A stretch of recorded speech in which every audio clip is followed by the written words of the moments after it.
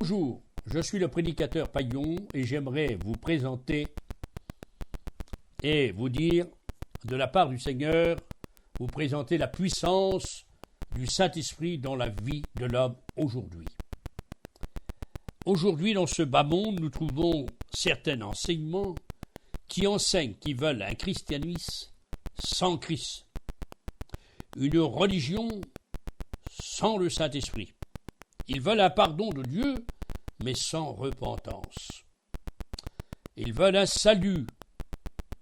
Dieu les sauve, mais sans nouvelle naissance. Mais Jésus a dit, si un homme ne naît d'en haut, il ne peut voir le royaume de Dieu. Cela est écrit dans l'évangile de Jean, chapitre 3, versets 3 à 5. Ils veulent un ciel, mais sans enfer. Une Bible, mais sans doctrine. La Bible s'explique par les doctrines. Nous ne pouvons pas faire parler la Bible.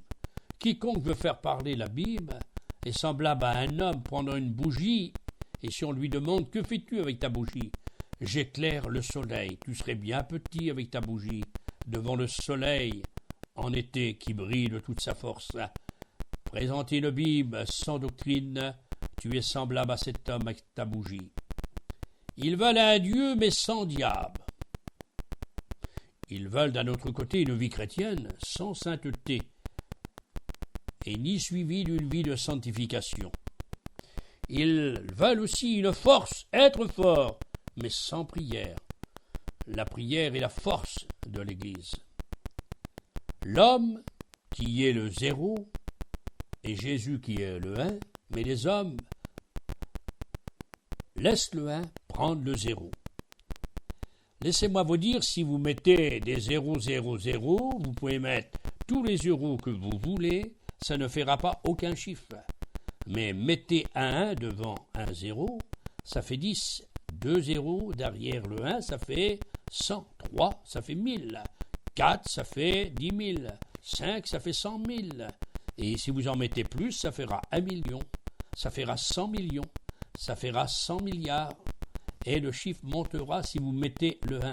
La valeur, c'est que vous mettez Jésus-Christ, le 1, devant les zéros. Vous avez compris, les zéros, c'est moi, c'est vous. Puissions-nous mettre le 1 qui est Jésus-Christ. Ce monde veulent une vie sans la parole de Dieu. La personne qui peut conduire notre vie et nous rendre réels, Dieu le Père et Jésus-Christ, c'est le Saint-Esprit.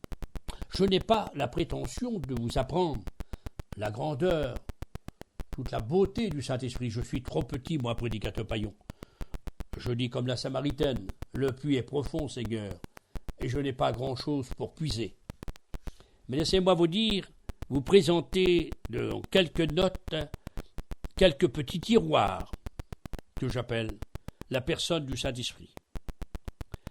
La Bible nous apprend qu'il y a Dieu le Père, Jésus-Christ son Fils et le Saint-Esprit. Et ces trois personnes sont Dieu. Ce n'est pas trois dieux, c'est trois personnes qui sont Dieu. Et la personne du Saint-Esprit est la troisième personne de la divinité.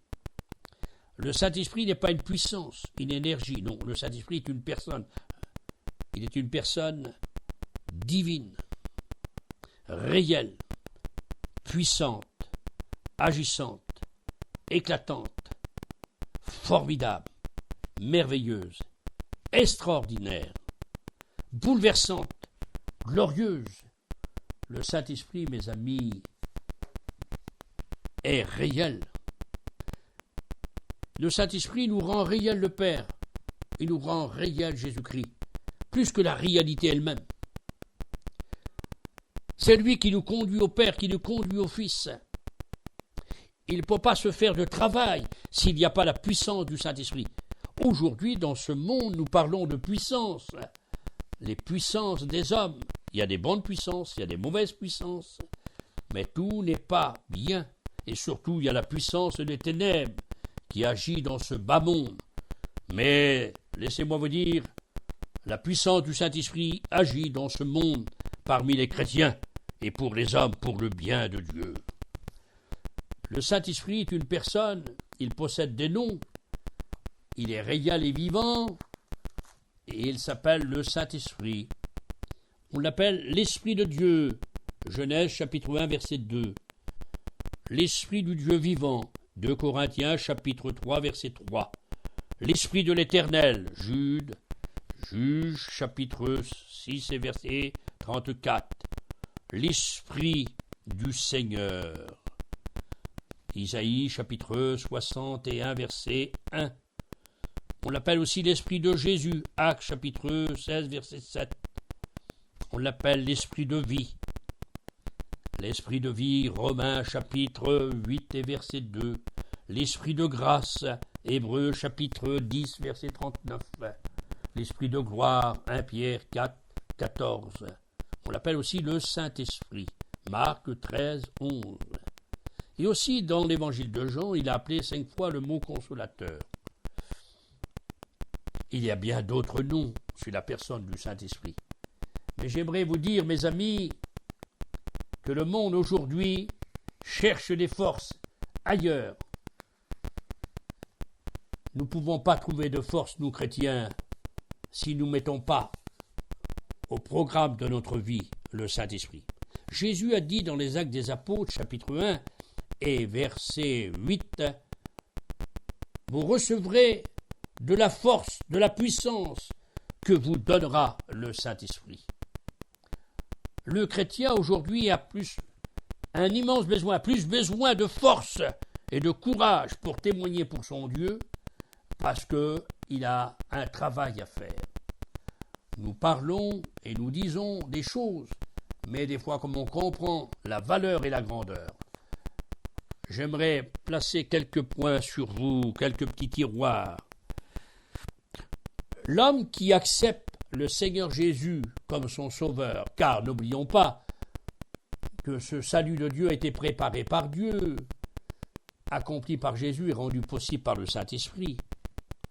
Le Saint-Esprit, dans ce premier petit tiroir que j'aimerais vous dire, c'est le Saint-Esprit pour toi. L'homme, pour qui comprend les choses de Dieu, a besoin d'être convaincu par le Saint-Esprit. Et Jésus a dit dans l'Évangile de Jean, chapitre 16, verset 8, « Le Saint-Esprit convaincra le monde de péché, de justice et de jugement. » L'homme a besoin d'être convaincu. La seule personne qui peut le convaincre, c'est le Saint-Esprit. C'est Jésus qui l'a dit. Si le Saint-Esprit nous convainc de péché, alors le Saint-Esprit sera pour nous. Et si le Saint-Esprit est pour toi, pour moi, pour nous, alors nous pourrons comprendre les choses de Dieu. Il est écrit dans 1 Corinthiens, chapitre 2, verset 10. C'est le Saint-Esprit qui nous révèle les choses de Dieu, qui nous fait comprendre les choses de Dieu. Car l'homme animal, l'homme charnel, pécheur, ne peut pas comprendre les choses de Dieu si le Saint-Esprit lui montre et lui donne à comprendre. 1 Corinthiens, chapitre 2, verset 11. Et il est dit aussi que l'homme ne peut pas recevoir les choses de Dieu si le Saint-Esprit ne l'aide pas à recevoir les choses de Dieu. 1 Corinthiens, chapitre 2, verset 14 à 15. Et nous est dit aussi dans le livre de Job, chapitre 32, verset 8, le Saint-Esprit nous donne de l'intelligence pour comprendre les choses de Dieu. Le Saint-Esprit, pour toi, tu reçois ces points vitaux. Maintenant, nous trouvons aussi dans le troisième point le Saint-Esprit en toi. Si le Saint-Esprit est en nous, alors il rend témoignage à notre esprit que nous sommes enfants de Dieu. Et cela est écrit dans Romains, chapitre 9, verset 17. Le Saint-Esprit rend témoignage à notre esprit que nous sommes enfants de Dieu. Il faut comprendre que Jésus a dit, dans l'Évangile de Jean, chapitre 14, verset 17, « Le Saint-Esprit demeurera avec vous éternellement. » Que le Seigneur fasse que le Saint-Esprit soit et fait sa demeure en nous. Ça, c'est d'être sauvé. Dans le quatrième aussi petit tiroir, je voudrais te dire de la part du Seigneur, le Saint-Esprit, il veut être avec toi. Si le Saint-Esprit est avec toi, c'est une communion véritable.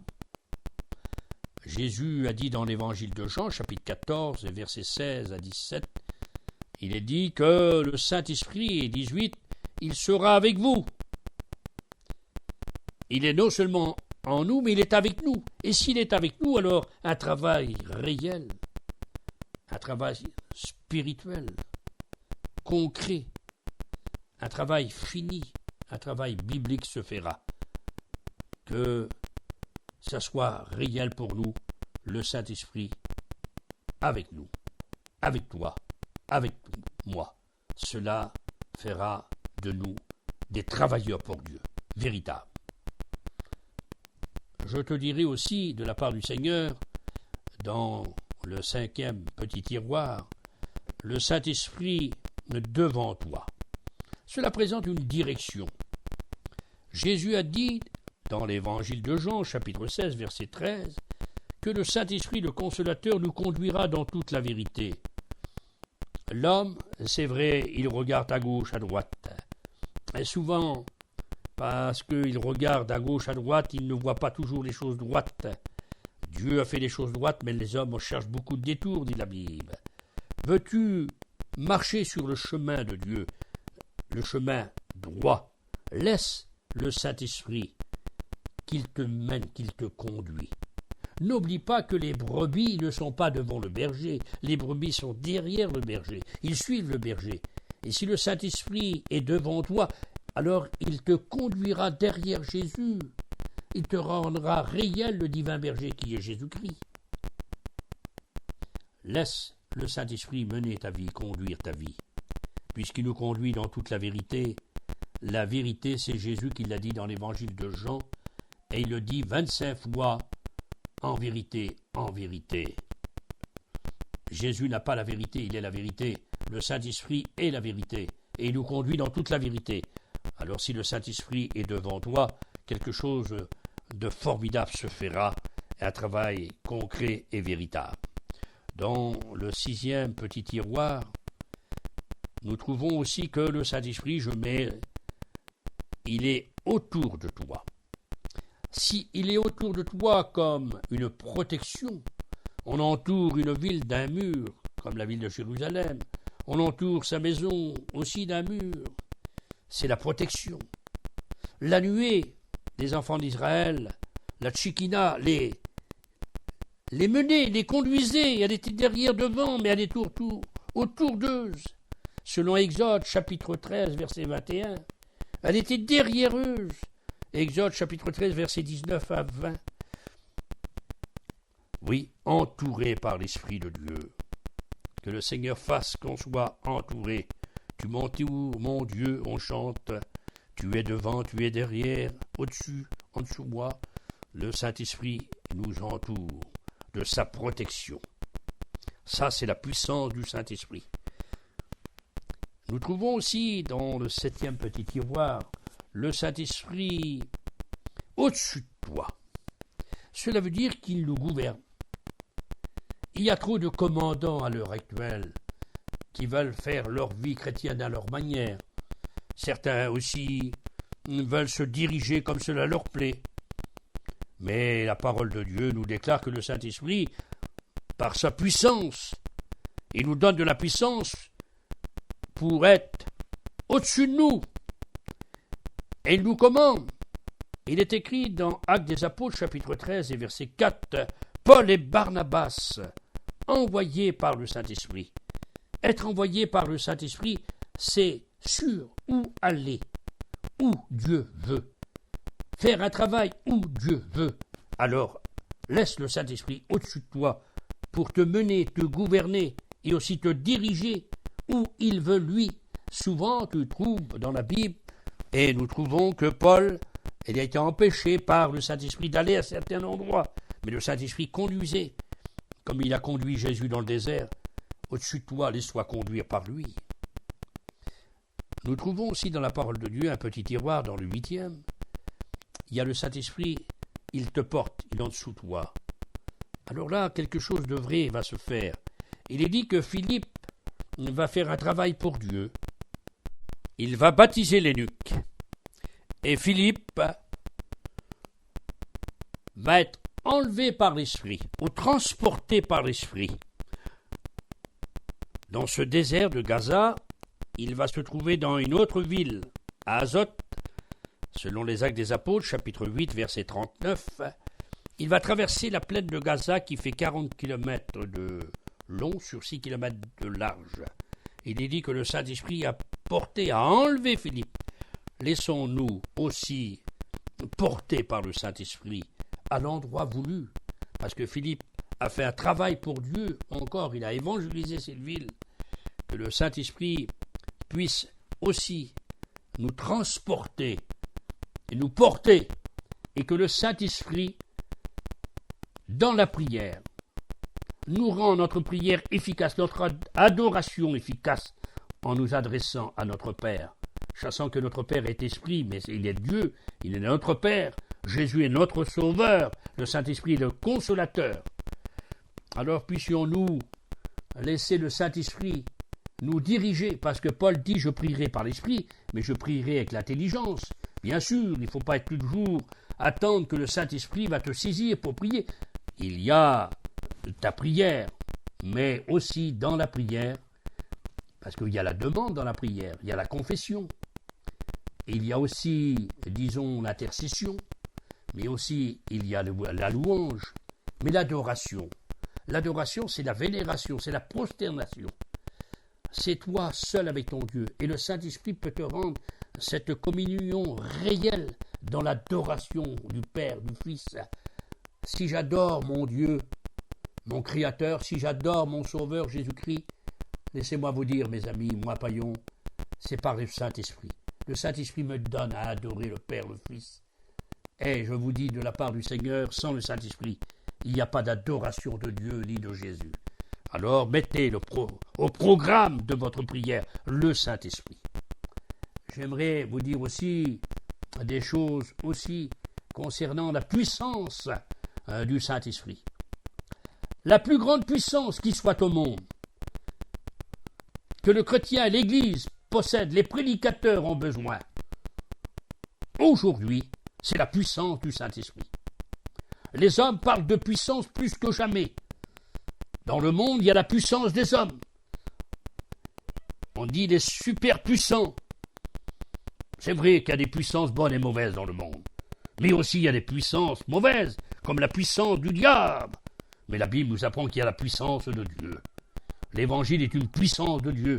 Le Saint-Esprit nous donne de la puissance. C'est écrit dans Actes chapitre 1, verset 8. Jésus a dit, le Saint-Esprit vous donnera de la puissance, et vous serez mes témoins. Qui veut être témoin? Laissez le Saint-Esprit vous donner de la puissance pour être un véritable témoin. Un témoin qui témoigne de son Dieu, qui dit à un homme, t'es pécheur, t'as besoin de Dieu. De dire à une femme, repens-toi, donne-toi à Dieu. Oui, le Saint-Esprit peut le faire par toi, en travers toi. Laisse l'Esprit de Dieu te donner de la puissance.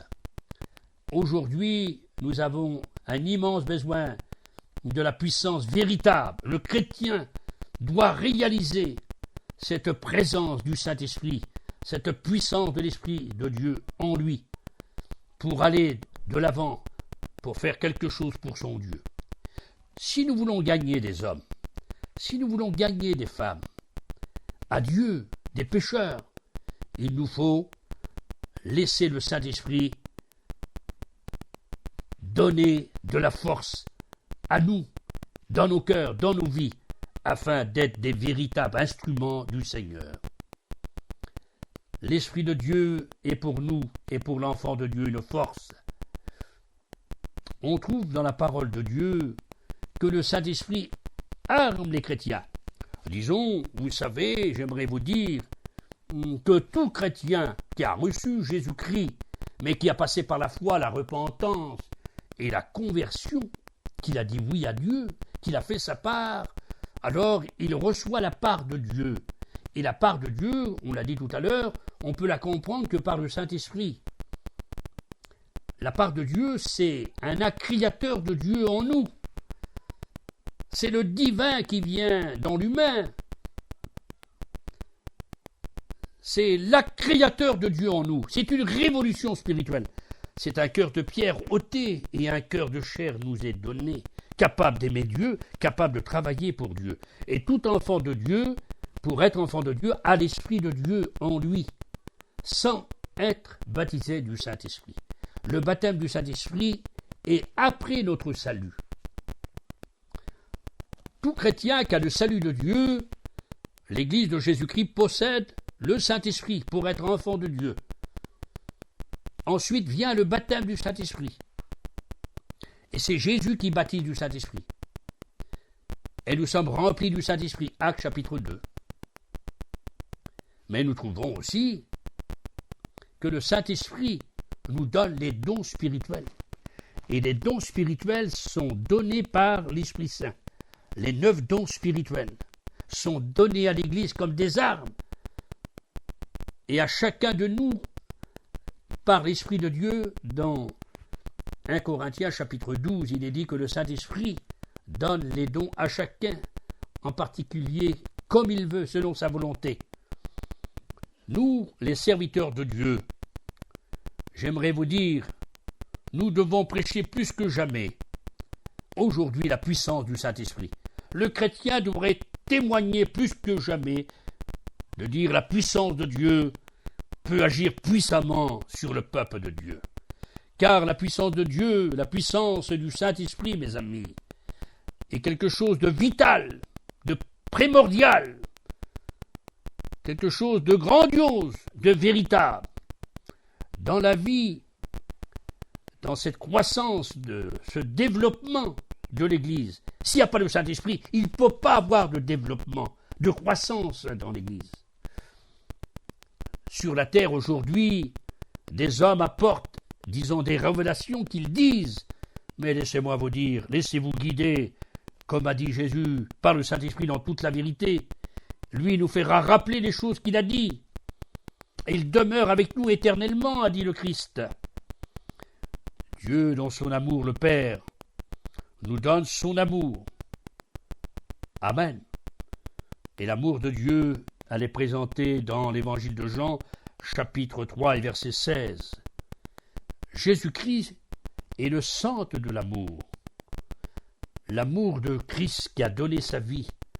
C'est lui qui a accompli le salut. Car le salut, Dieu l'a préparé. Jésus, le Sauveur, l'a accompli. Le Saint-Esprit le rend possible. La Bible, Dieu est dans les l'auteur. Jésus est le centre. Le Saint-Esprit la rend vivante. Ne touchez pas une des 3 personnes divines, mes amis. Prenez les 3 personnes. Les 3 personnes divines ne sont pas, disons, 3 dieux. Non, c'est 3 personnes qui sont Dieu, qui ont la même nature. Mais le Père est une personne. Le Fils en est une autre et le Saint-Esprit en est encore une autre. Et ces 3 personnes sont divins au Dieu, au sens absolu. Et c'est pour ça que nous voulons vous dire, suivez Dieu, marchez au nom de Dieu, marchez avec Jésus et marchez par le Saint-Esprit. Si il n'y a pas de Saint-Esprit, alors il n'y aura pas d'Église. S'il n'y a pas le Saint-Esprit, il n'y aura pas de vie. S'il n'y a pas de Saint-Esprit, il n'y aura pas d'énergie, il n'y aura pas de puissance, de développement. Non. En retirant le Saint-Esprit de la Bible devient comme un roman. Mais si on met le Saint-Esprit et qu'on laisse la puissance du Saint-Esprit nous toucher, nous envahir, nous remplir, nous envelopper, nous diriger, laissez-moi vous dire, quelque chose de grand se fera. Mais si vous retirez le Saint-Esprit, la puissance qu'il veut vous donner, alors je peux vous dire, moi, Paillon, le prédicateur, vous pouvez brûler vos églises. Vous pouvez aussi brûler vos Bibles. Vous pouvez aussi brûler vos prédications, prédicateurs. Vous pouvez aussi brûler l'école biblique. Si vous retirez le Saint-Esprit, mais si vous mettez le Saint-Esprit au programme de votre vie, alors laissez-moi vous dire, votre vie prendra un sens spirituel. Vous serez conduit par le divin. Alors, quelque chose de grandiose, de véritable, se fera au programme de votre vie par le Saint-Esprit. Car le Saint-Esprit, mes amis, nous remplit d'amour. Il est écrit dans 2 Timothée, chapitre 1, verset 7, que le Saint-Esprit nous remplit de force. C'est la puissance, la force, l'action, c'est l'expérience, c'est l'énergie, c'est la fermeté, l'efficacité. Le Saint-Esprit nous remplit de force. Il est dit que le Saint-Esprit nous remplit d'amour. Être rempli d'amour, mes amis. L'amour est sorti du cœur de Dieu. L'amour est dans la main de Dieu. Et le Saint-Esprit nous remplit d'amour.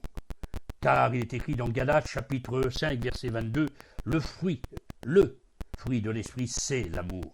De ce découle paix, joie et aussi les fruits de l'Esprit. Le Saint-Esprit nous remplit de sagesse dans ce texte. Laissons-nous remplir par le Saint-Esprit de force, d'amour et de sagesse. Et si nous laissons agir le Saint-Esprit en nous, cette troisième personne de la divinité, je peux vous dire, mes amis, de la part du Seigneur, que blanc et noir se serreront les mains et diront « nous sommes des frères ». Que des pères de famille vivent une vie dévergondée. Des escrocs deviendront des pères de famille et des bons papas. Des mères de mauvaise vie, envahis par l'Esprit de Dieu, changés par l'Esprit de Dieu, deviendront des mères de famille, des bonnes mamans. Des enfants, des adolescents et des jeunes garçons qui se droguent, s'ils sont pris par le Saint-Esprit, deviendront des étudiants de la parole de Dieu. Ça, c'est la puissance de l'Esprit. Les hommes sont capables à faire des choses.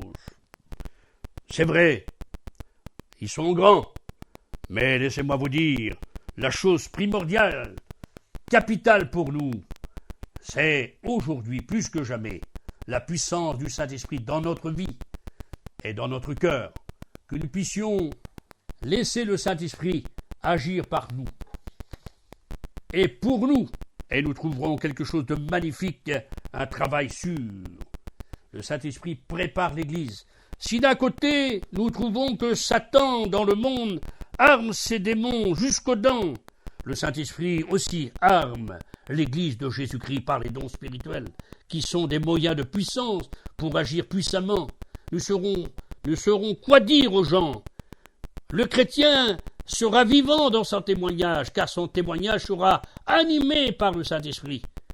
Beaucoup de prédicateurs cherchent dans leur ordinateur des messages. On peut se débrouiller, une fois ou deux, quelques fois. Mais laissez-moi vous dire, amis prédicateurs aussi, si tu laisses le Saint-Esprit, alors lui te donnera des messages brûlants, vivants, qui touchent les cœurs, qui changent les vies, qui apportent satisfaction, bonheur, paix, et qui apportent Jésus-Christ, seul espoir des hommes, le Sauveur qui a donné sa vie. Et le Saint-Esprit peut nous rendre réel Jésus-Christ. Oh, que le Seigneur fasse que nous puissions laisser le Saint-Esprit guider l'Église aujourd'hui et guider nos cœurs dans sa présence. Ces quelques notes que je vous ai apportées de la part du Seigneur, je vous dis, le Saint-Esprit, avec Dieu le Père et Jésus son Fils, dans leur personnalité, c'est une pluralité de personnes. Il est la troisième personne de la divinité.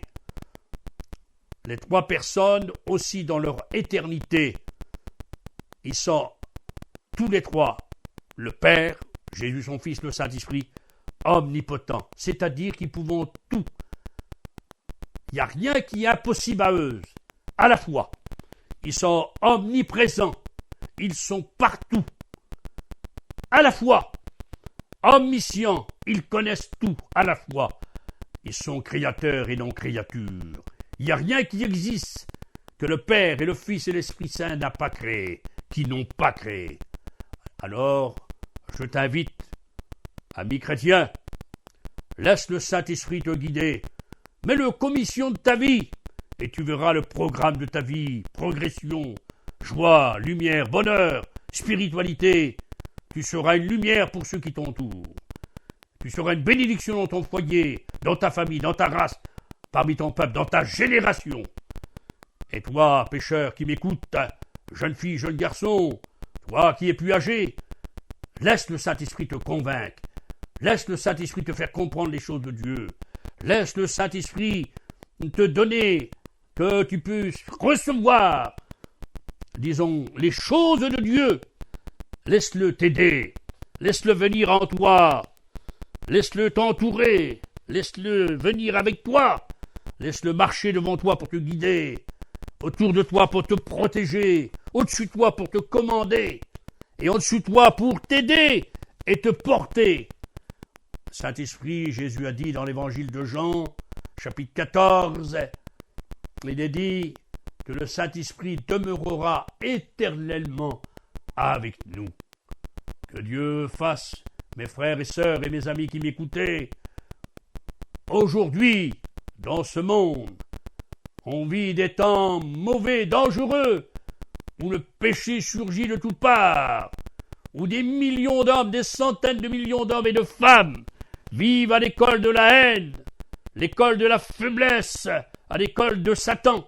Mais il y a des millions, des centaines de millions d'hommes et de femmes, de chrétiens et chrétiennes, de serviteurs de Dieu, de jeunes et de vieux, qui sont à l'école du Saint-Esprit, à l'école de Dieu, et qui vivent par la puissance du Saint-Esprit, dans l'adoration, pour marcher avec Dieu, pour travailler avec Dieu, chassant que le Seigneur est réel dans notre vie. Que le Saint-Esprit nous aide plus que jamais. Aujourd'hui, il veut bien le faire, puisqu'il est éternellement le même. Avec Dieu le Père et Jésus, le Fils du Père. Soyons aussi des authentiques chrétiens. Si nous voulons être des authentiques croyants et chrétiens, vivons la puissance du Saint-Esprit jusqu'au retour de Jésus-Christ. Et nous partirons, et là, laissez-moi vous dire que les morts en Christ même vont ressusciter par le Saint-Esprit dans Romains chapitre 8. Et nous, les vivants changés, nous irons à la rencontre du Seigneur. Mais en attendant le Seigneur qui revient bientôt, puissions-nous faire un bon travail pour le Seigneur, et par lui, et pour lui. Mais cela peut se faire si on met à la commission de notre vie le Saint-Esprit. Que Dieu vous bénisse par ces quelques mots de la personne du Saint-Esprit qui donne de la puissance à la vie de l'homme. Il est écrit, ton Dieu ordonne que tu sois puissant. Tu veux être puissant? Laisse le Saint-Esprit te donner de la puissance. Actes chapitre 1, verset 8, c'est Jésus qui l'a dit. Amen.